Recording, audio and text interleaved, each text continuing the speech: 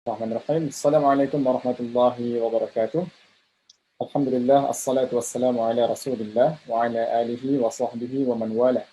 Ashhadu an la ilaha illallah wahdahu la syarika lah.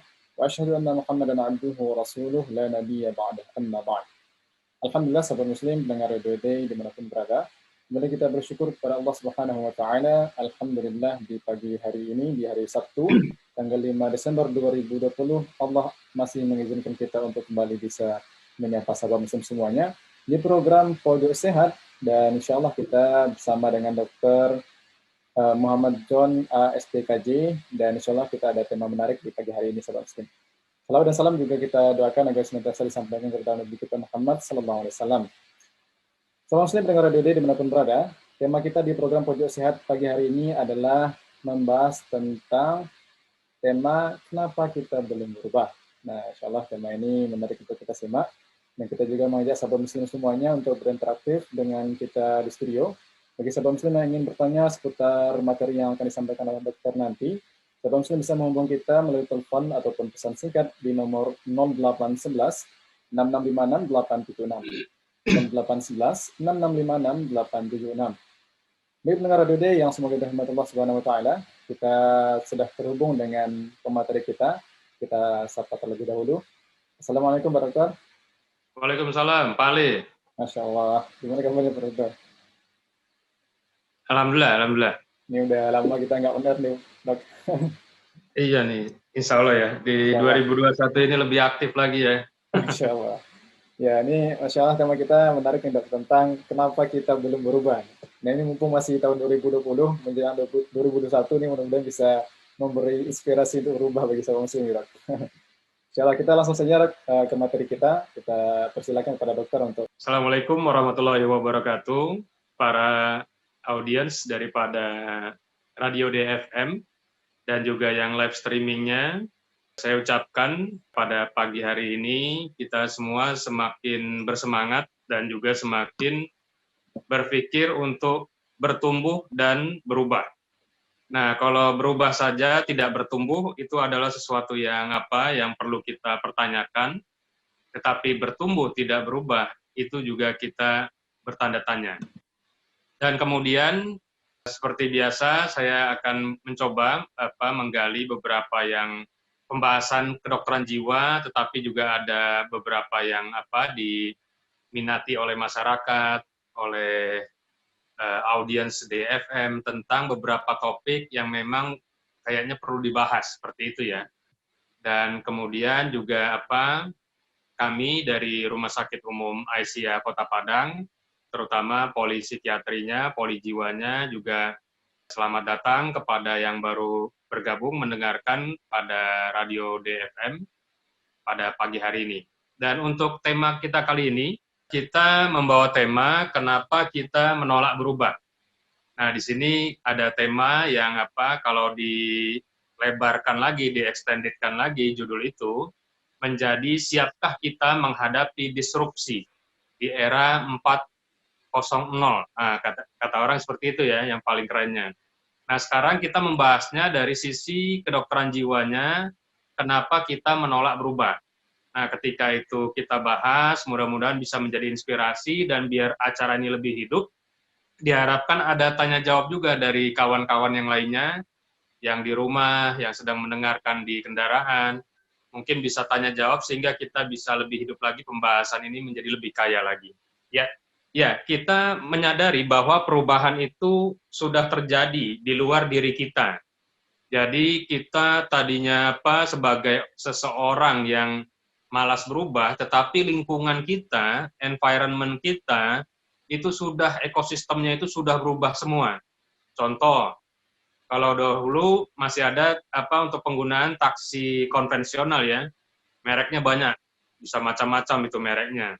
Nah, sekarang ada taksi online seperti Gojek, Grab, Uber, dan segala macam yang mengubah semua sistem itu, di mana suatu perusahaan tidak memerlukan suatu aset, tetapi suatu kolaborasi dengan beberapa stakeholder, sehingga mereka bisa lebih efisien dan lebih efektif lagi.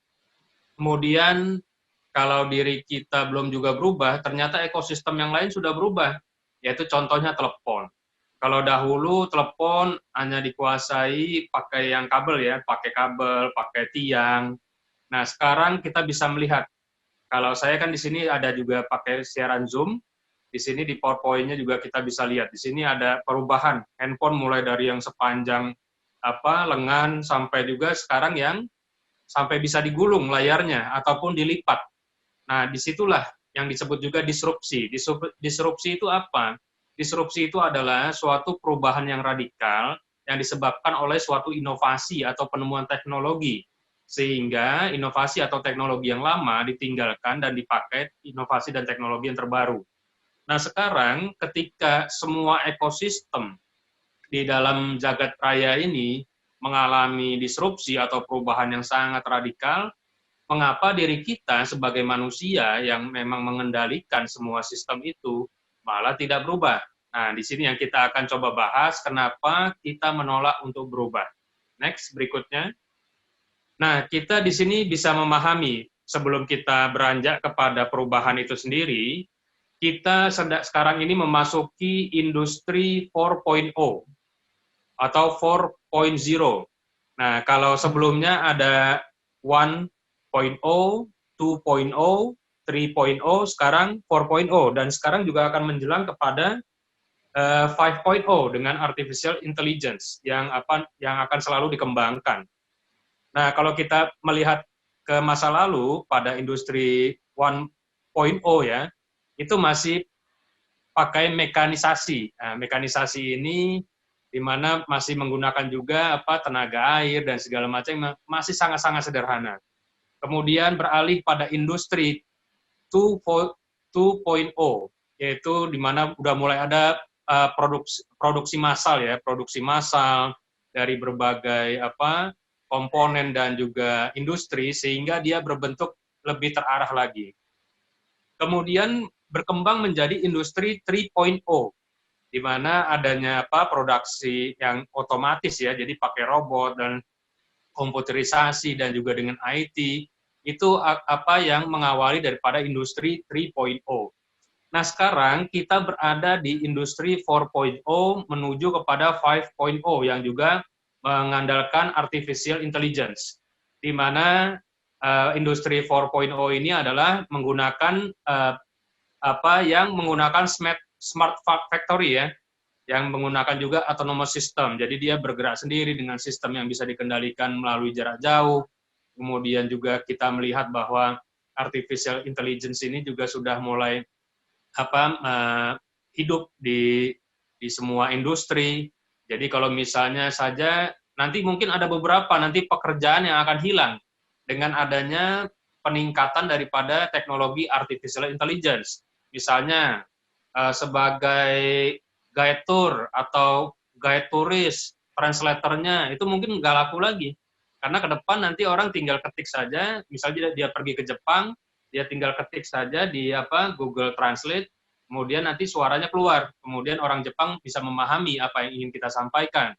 Kemudian nanti dikhawatirkan juga pada tahun-tahun ke depan nanti nggak ada lagi driver atau supir, karena kendaraan sekarang kita sudah lihat bisa dia mengendalikan sendiri tanpa adanya supir.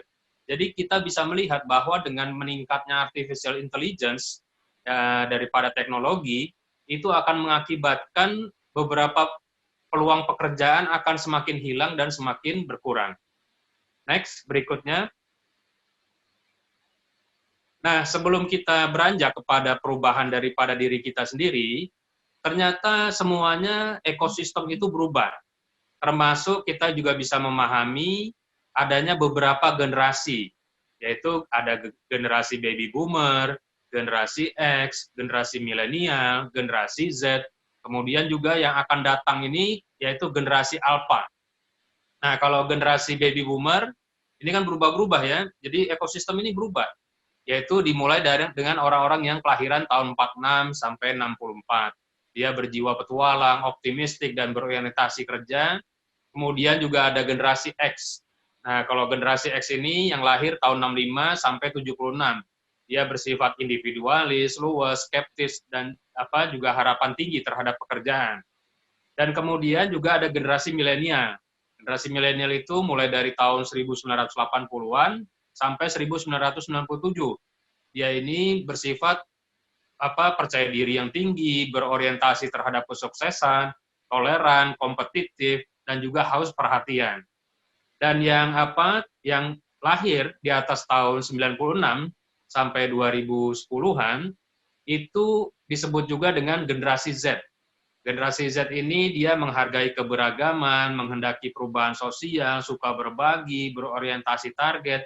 Nah, di sini kita bisa melihat ternyata yang menguasai daripada demografi adalah generasi milenial dan generasi Z, yaitu sekitar 2,5 miliar.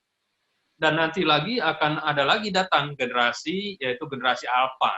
Mungkin anak-anak kita nanti seperti ini, yaitu 2010 sampai sekarang, yang memang belum bisa dipetakan apa karakteristik daripada mereka. Nah, di sini sebagai pengantar yang saya sampaikan, saya berikan suatu story bahwa ekosistem dari generasi itu mengalami perubahan. Kemudian ekosistem daripada industri dari 1.0 sampai 4.0 itu mengalami banyak perubahan. Kemudian juga pekerjaan berubah, semua berubah.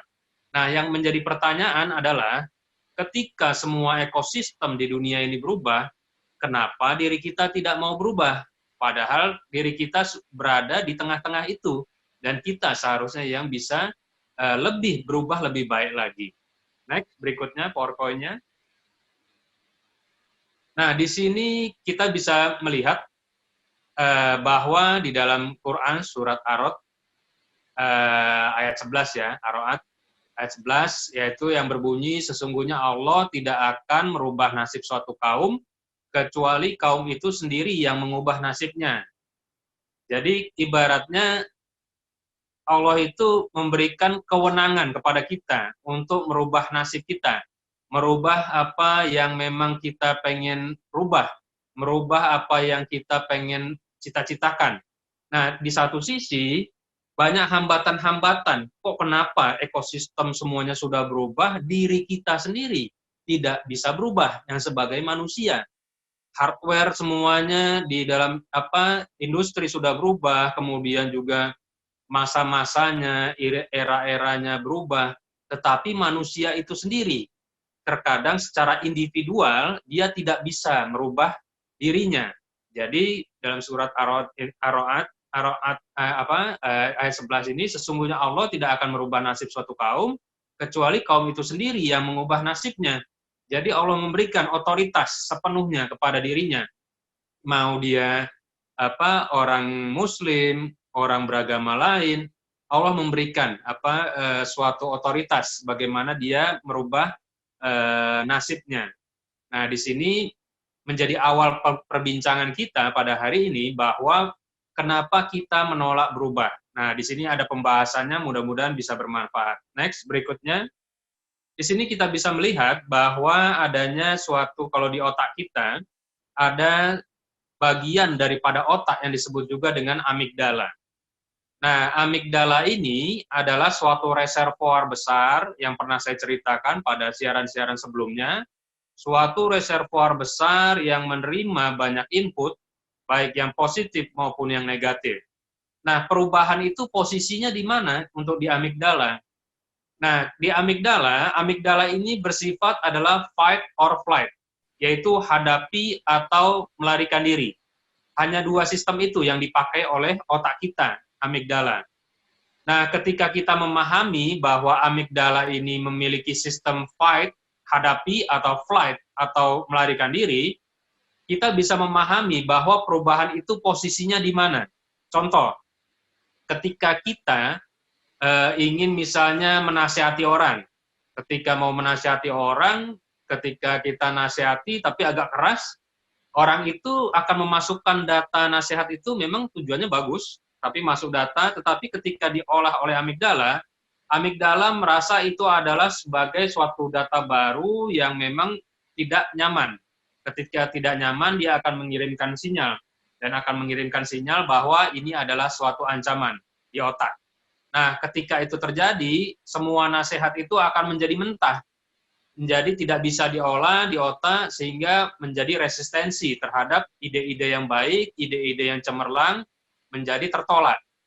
Nah, itulah amigdala. Nah, begitu juga sebagaimana manusia. Manusia itu banyak ide, banyak rencana, banyak keinginan.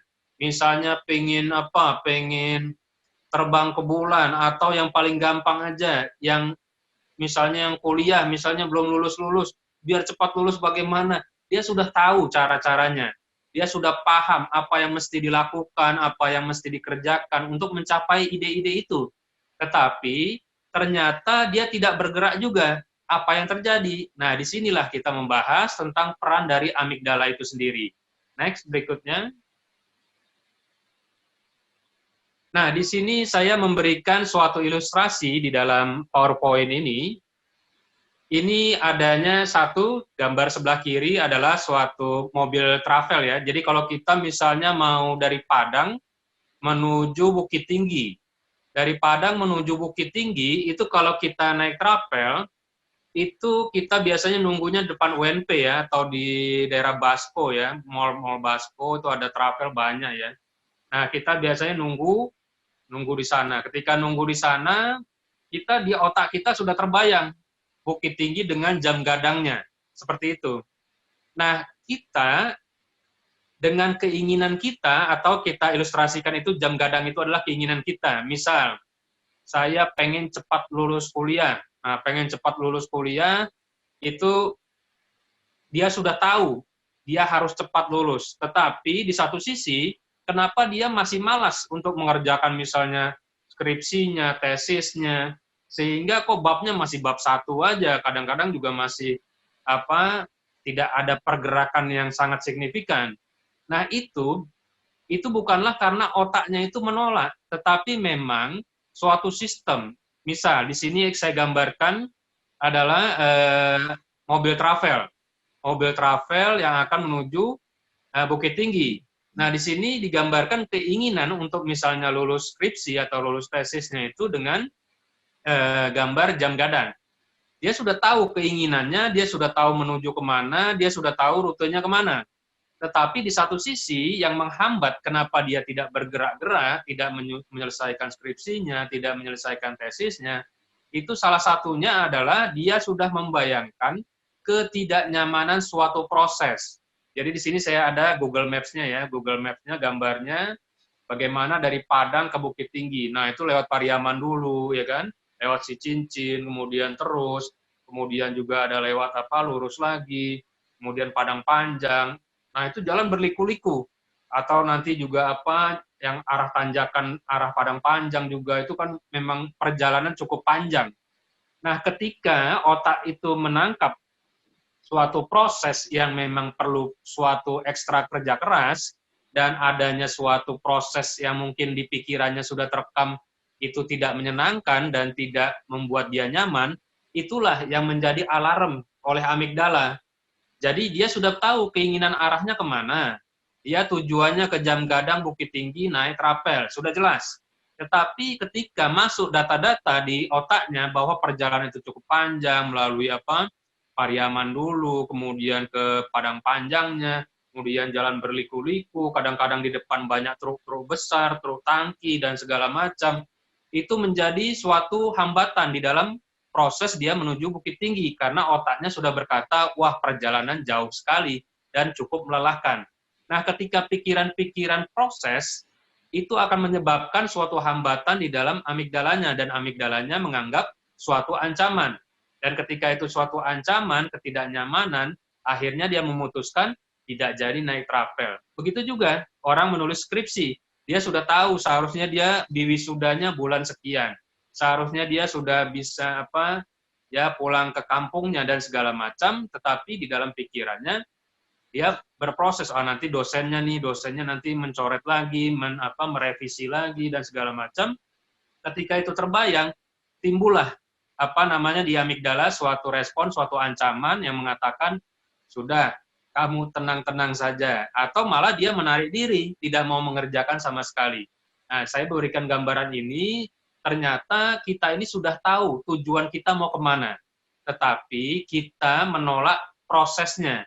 Nah, proses ini yang membuat kita menjadi suatu ancaman yang di dalam amigdala kita. Next, berikutnya. Ini juga begitu. Bagaimana cara kita mensiasati suatu hambatan daripada amigdala sehingga kita bisa menuju tujuan kita dengan selamat.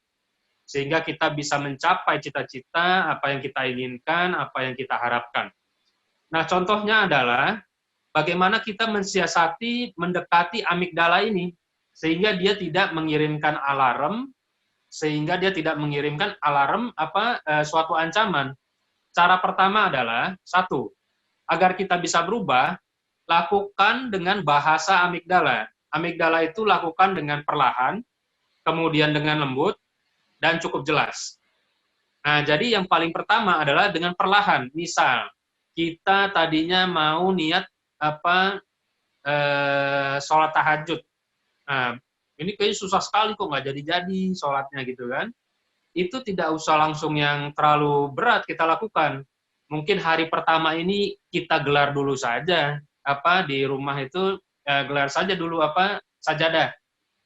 Nah, besoknya lagi kita sudah siap-siap ambil air wudhu lah sebelum tidur.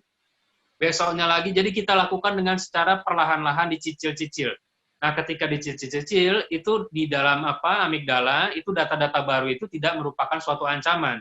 Dan akhirnya kita akan bisa melakukan apa yang kita inginkan, yaitu sholat tahajud jam 3, sehingga kita bisa melakukannya dengan baik. Tetapi kalau kita memang melakukannya dengan penuh semangat, itu ada di pembahasan selanjutnya. Nah, jadi begitu juga di dalam kehidupan, agar kita bisa melakukan segala sesuatunya dengan baik, lakukan dengan dicicil dulu, perlahan-lahan. Sehingga amigdala itu tidak merasa tergoyahkan dan dia tidak merasa adanya suatu ancaman dan kita bisa melakukan proses-proses di dalam kehidupan. Next, berikutnya. Nah, di sini saya gambarkan di PowerPoint ini adalah orang yang ketika dikejar oleh anjing sehingga dia bisa melompat pagar yang sangat tinggi. Sering ya, banyak juga ada film-filmnya Tom and Jerry dan segala macam. Ketika dikejar anjing itu bisa lompat pagar yang begitu tinggi. Nah, begitu juga ketika kita ingin berubah, salah satu cara tadi kan dilakukan secara mencicil, biar kita bisa berubah dengan baik. Nah, sekarang cara yang kedua, kita sudah mengenali bahwa otak manusia itu amigdala bersifat fight or flight, hadapi atau lari. Nah, ketika itu terjadi, itu kita sebut juga dengan ilmu kepepet. Jadi banyak ya, ada orang yang menulis buku-buku bisnis, yaitu ilmu kepepet, ide bisnis ilmu kepepet, dan segala macam. Iya, ketika orang kepepet, ketika orang sudah terdesak di dalam kehidupannya, dia mau tidak mau dia harus berubah. Nah, ini memang cara ini ekstrim. Kalau ini, memang kalau sudah kepepet, ini segala sesuatu bisa diselesaikan dengan sangat cepat. Dan energi kita mungkin akan cepat sekali. Nah, itu salah satu cara untuk berubah. Walaupun itu tidak sesuatu yang menyenangkan. Karena masa kita berubah harus dipepet dulu atau didesak, kan tidak mungkin. Nah, di sini saya berikan gambaran ilustrasi bagaimana seseorang yang ketika dikejar anjing, dia bisa melompat pagar yang sangat tinggi sekali, yang sepertinya waktu biasa-biasa saja itu dia tidak bisa melakukan itu. Ya, next, berikutnya.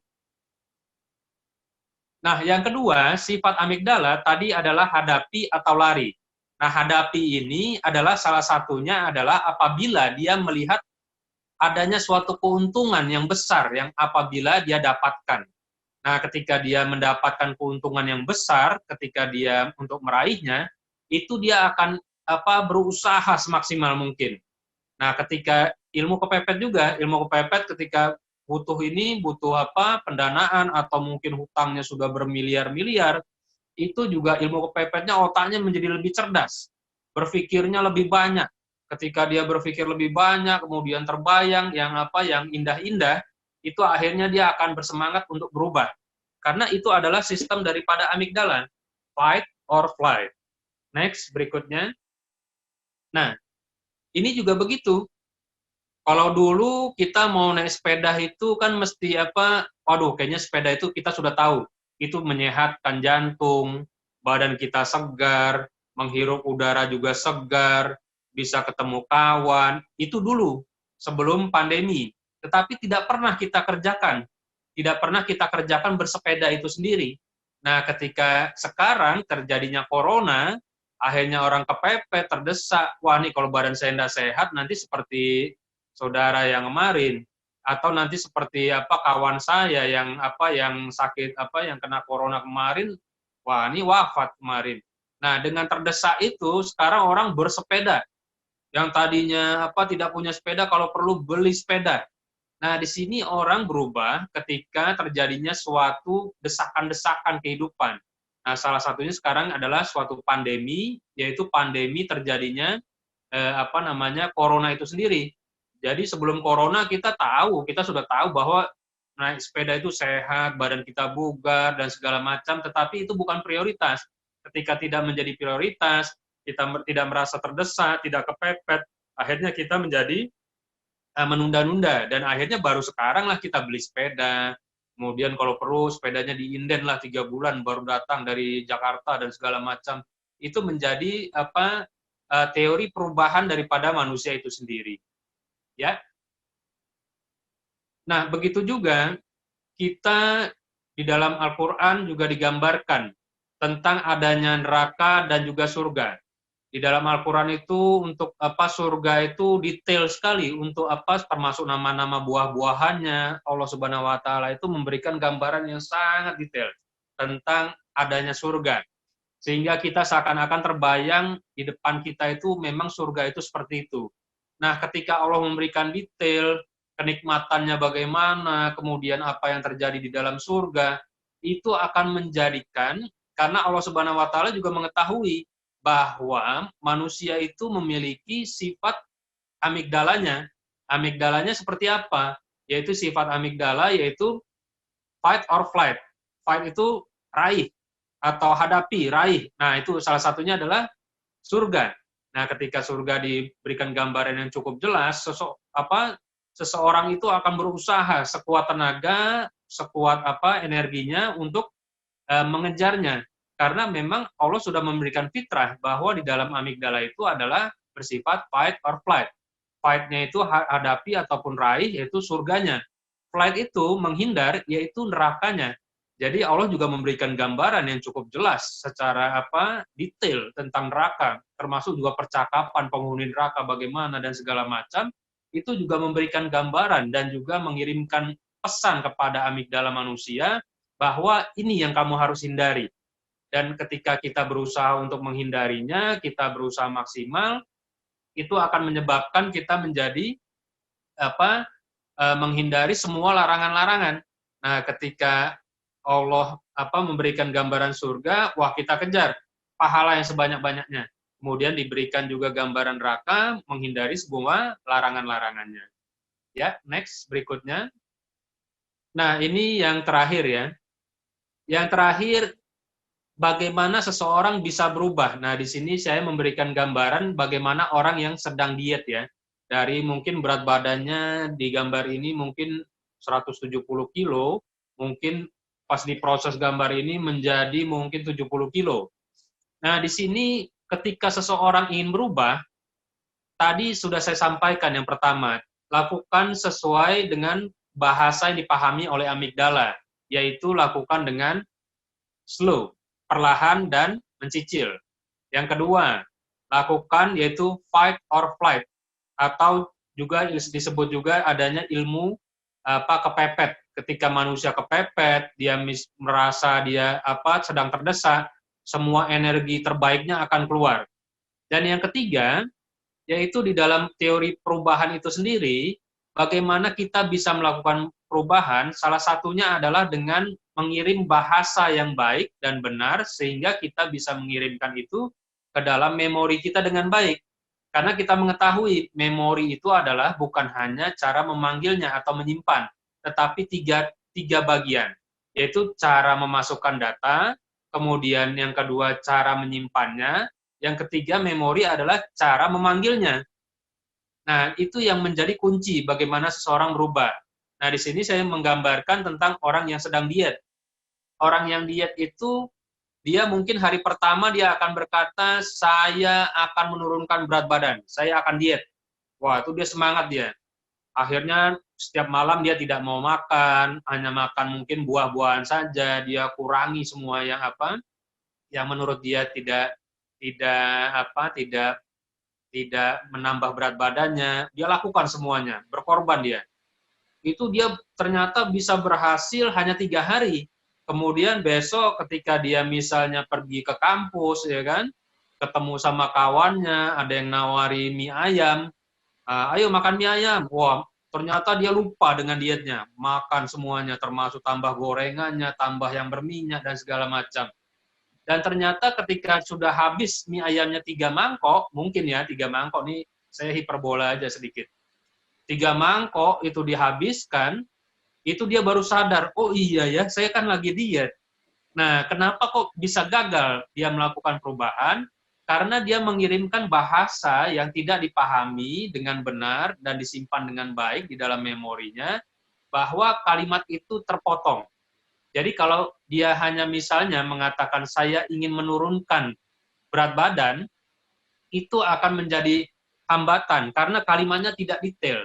Karena otak itu harus dikirimkan kalimat yang sangat detail dan kalau perlu diimajinasikan. Nah, kalimat itu misalnya saya menurunkan. Kalau misalnya kita seperti halnya di komputer. Ketika di komputer, di Google ya, kalau kita misalnya tulis, itu otak kita itu sama dengan mirip-mirip komputer di Google ya. Kita ketik misalnya menurunkan di Google. Kita klik enter. Wah, itu nanti yang muncul macam-macam. Apa menurunkan harga BBM, menurunkan Donald Trump, menurunkan apa. Mungkin nanti kalau menurunkan berat badan mungkin di halaman kelima di Google. Mungkin ya kalau kita hanya menuliskan di Google itu menurunkan. Tetapi kalau semakin spesifik kita menuliskan di kalimat pencarian di Google, misalnya menurunkan berat badan. Wah, kita klik lagi. Ternyata juga ada menurunkan berat badan, tetapi lebih ke arah iklan. Nah, bagaimana kita bisa mengirimkan kalimat yang lebih bagus sehingga otak kita bisa merespon dengan baik, yaitu tuliskan kalimat yang sangat spesifik.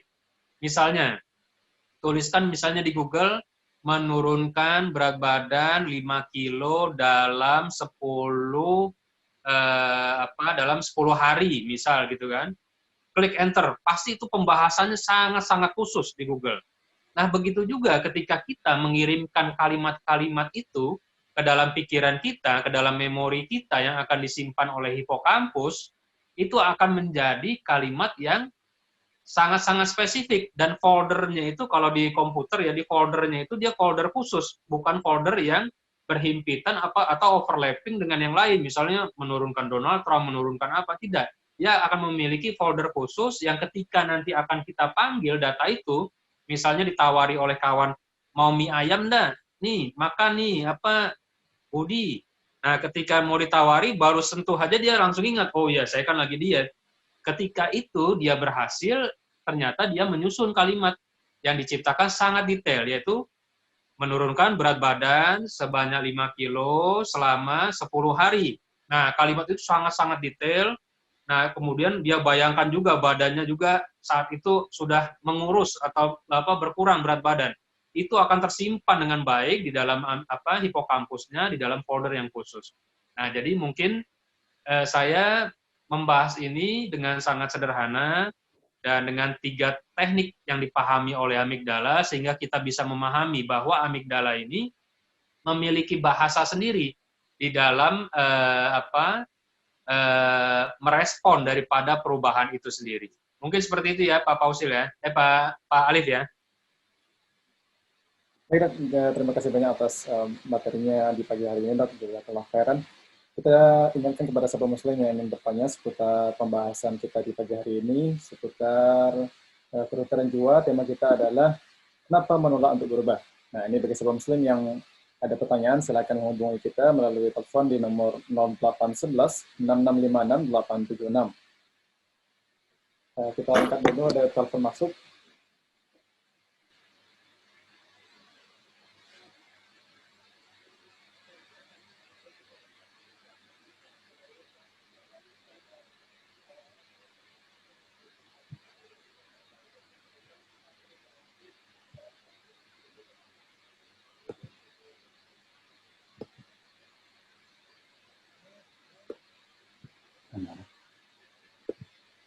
Ya, itu dok pertanyaannya.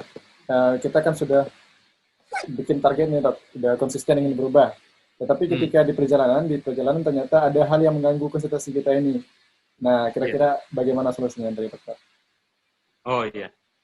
Ya, terima kasih dari penanya ya. Walaupun alat saya tidak terdengar ya ininya, makanya diterjemahkan dulu oleh Pak Alif. Jadi misalnya kita sudah melakukan apa yang sudah tadi itu ya digambarkan dengan kalimat rinci, dengan slow dan segala macam ya. Tetapi kita teralihkan ya, mungkin ya. Bentuk pertanyaannya seperti itu ya. Jadi kita sudah bisa menyusun 3 tadi dengan apa bahasa amigdala, tetapi kita mengalami kegagalan gitu ya Pak Alif ya, maksudnya ya. Ya dok. Kegagalan sehingga itu tidak tercapai apa yang kita tuju dan rencana yang kita rencanakan menjadi kembali ke cerita awal lagi seperti itu ya. Nah, salah satu mungkin yang lupa saya tambahkan adalah kekuatan daripada imagery. Kekuatan imagery itu adalah kekuatan bagaimana kita membayangkan. Nah, jadi membayangkan itu sangat penting. Jadi yang tadi saya katakan ketika misalnya mau ke Bukit Tinggi, bayangkan dengan ilustrasi kita, betapa enaknya di Bukit Tinggi dengan hawa yang sejuk. Kalau perlu kita merasakan adanya angin yang menerpa wajah kita, kemudian juga kita nampak jam gadang yang begitu indah dan tingginya, kemudian alam Bukit Tinggi yang indah. Nah, ketika itu kita melakukan imajinasi atau imagery, itu kita lakukan misalnya di Kota Padang ya, belum sampai Bukit Tingginya ya, kita lakukan bayangan itu. Itu akan menguatkan kita untuk berangkat. Nah, jadi ketika tadi sudah melakukan bahasa yang sangat spesifik sehingga foldernya disimpan dengan baik, dengan bahasanya bahasa yang sangat rinci, yang saya perlu tambahkan adalah lakukan imagery. Jadi banyak beberapa pasien saya, terutama pasien anak-anak ya, yang mengalami gangguan belajar, itu biasanya saya suruh untuk cita-citanya apa. Oh, cita-citanya mau jadi ini dok, mau jadi dokter. Oh iya, mau jadi dokter. Nanti biasanya saya suruh kepada ibunya. Ibu, kan di Google ada banyak tuh yang wajah dokter. Kalau perlu nanti yang ada baju dokter bawahnya, kemudian yang kepalanya diedit. Kepala anak ibu. Nah, kalau perlu itu dicetak agak besar, taruh di kamarnya. Sehingga dia nanti ingat terus bahwa cita-citanya adalah jadi dokter. Jadi kalau dia ketika dalam perjalanan dia sekolah itu agak melenceng ke kiri, melenceng ke kanan, ketika dia kembali ke kamar, dia nampak, oh iya saya menjadi dokter ya. Nah, itu bisa dia kembali lagi ke rel yang benar.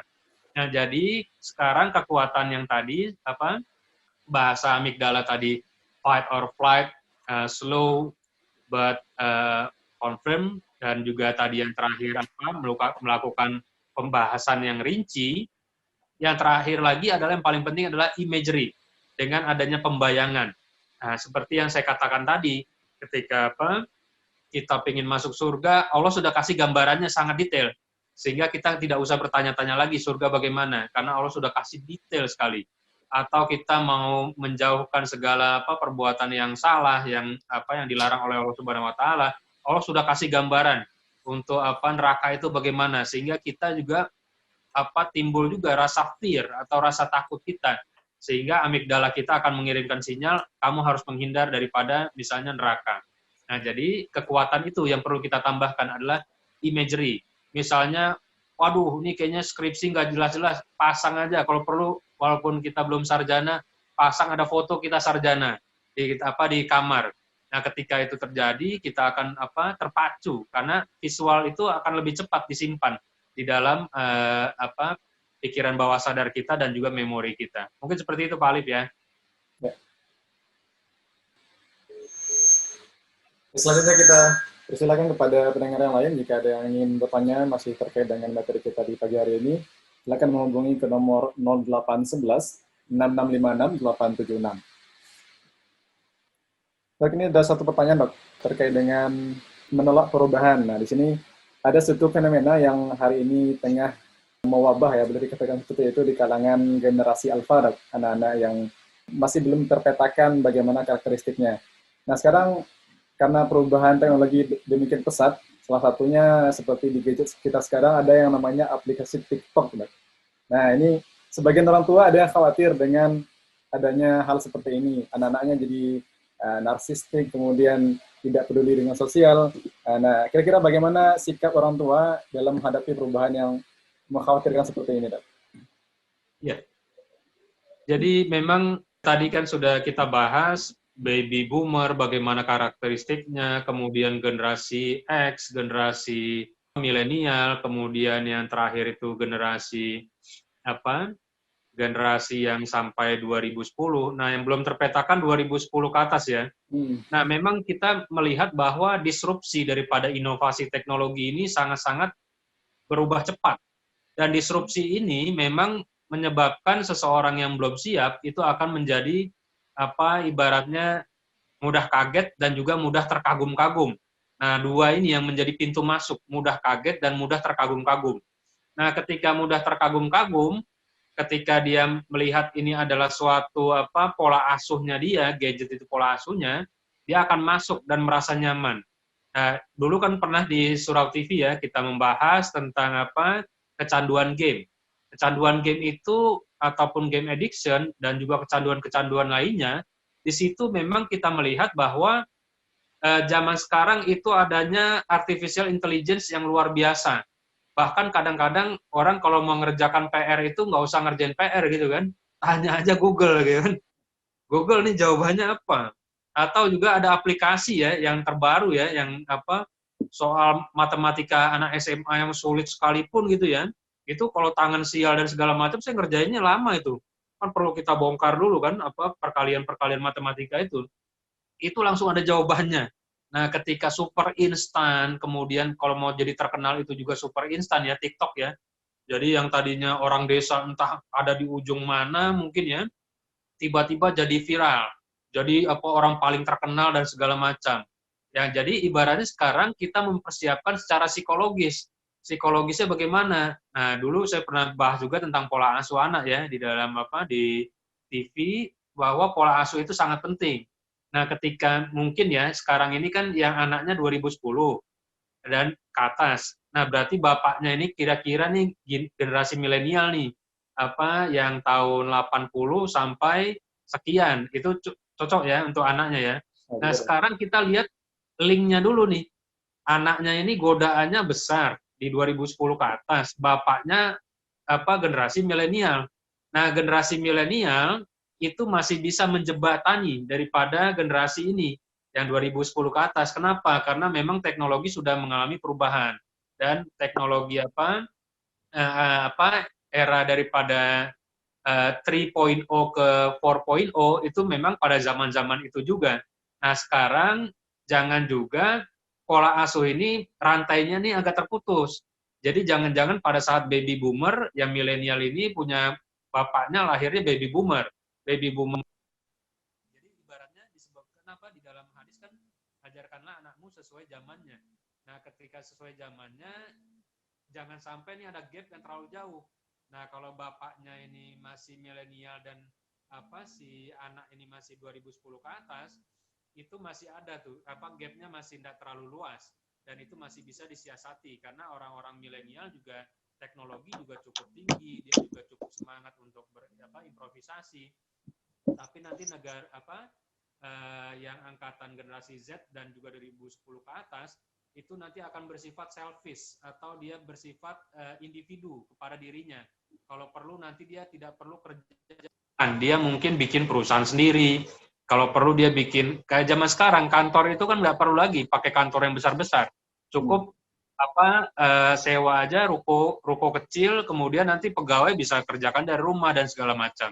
Nah, jadi memang kecepatan perubahan ini perlu disikapi dan mudah-mudahan bapak-bapaknya yang generasi milenial juga tidak seperti baby boomer. Kalau bapaknya milenial tapi jiwanya jiwa baby boomer, ya mungkin gapnya akan terlalu jauh ya untuk mensikapi bagaimana keadaan ini ya, seperti itu. Terima kasih atas jawaban dan penjelasannya, Dok, terkait dengan pertanyaan yang juga materi di pagi hari ini.